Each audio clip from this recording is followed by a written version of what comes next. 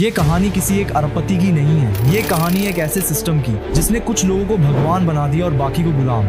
सन 1947 में भारत अंग्रेजों की गुलामी से आजाद हुआ, लेकिन असली आजादी सिर्फ सत्ता के चेहरे बदलने तक सीमित रही। राजनीतिक नेतृत्व तो बदल गया, लेकिन आर्थिक ताकत वो कुछ गिने चुने हाथों में ही बनी रही। जहाँ जनता रोटी, कपड़ा और मकान के लिए लड़ रही थी, वहीं कुछ परिवार बिजनेस का ऐसा साम्राज्य खड़ा कर रहे थे जो आने वाले दशकों तक सिर्फ बढ़ता ही।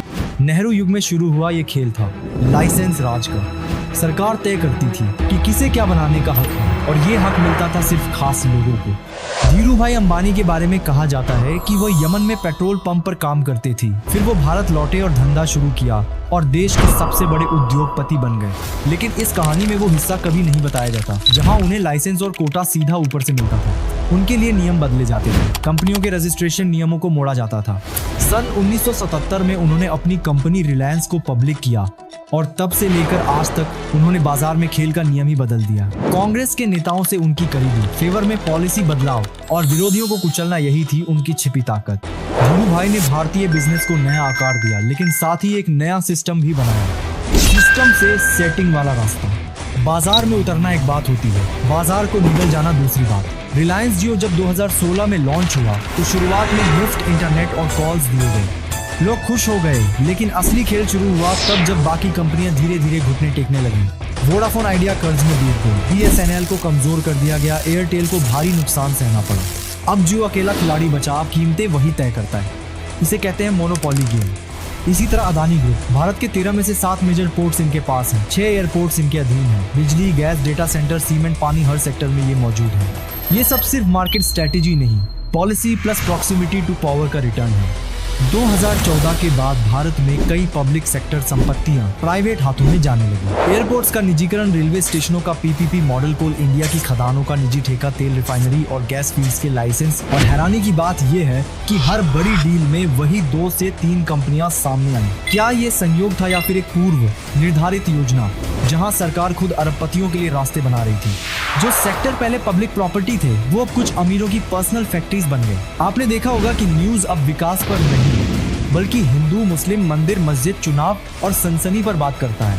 क्यों? क्योंकि मीडिया अब जनता की आवाज नहीं, अमीरों की ढाल बन चुका है।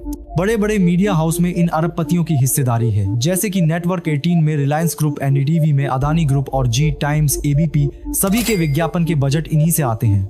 जो बोलेगा वो मारा जाएगा, जो बिकेगा वही दिखेगा। और यही वजह है कि कोई भी न्यूज चैनल अरबपतियों पर स्टोरी नहीं करता।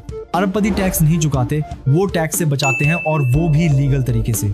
आइए जानते हैं कैसे। शेल कंपनी जो असल में कोई काम नहीं करती, लेकिन उनके नाम पर ट्रांजैक्शन होते हैं। टैक्स हेवन जैसे मॉरिशस, सिंगापुर, कैमन आइलैंड, जहां टैक्स दर 0% या 1% होता है। पनामा पेपर्स 2016 और पेंडोरा पेपर्स 2021 में भारत के कई बड़े नाम सामने आए, लेकिन क्या हुआ? कुछ नहीं, क्योंकि जो सिस्टम पर राज करता है वो कभी उसका शिकार नहीं बनता। अरबपति बनते हैं मिडिल क्लास के सपनों से।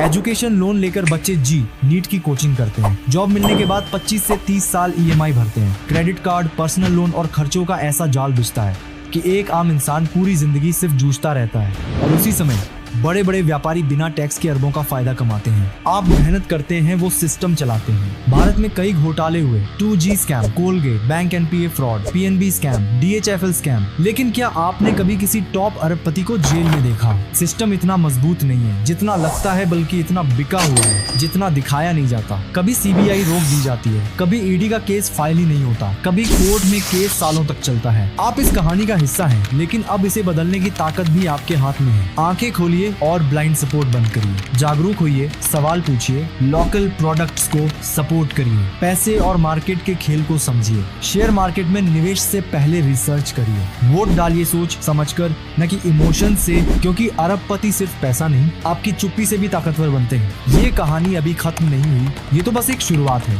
आप क्या सोचते हैं इस कहानी के बारे में कमेंट में जरूर बताना।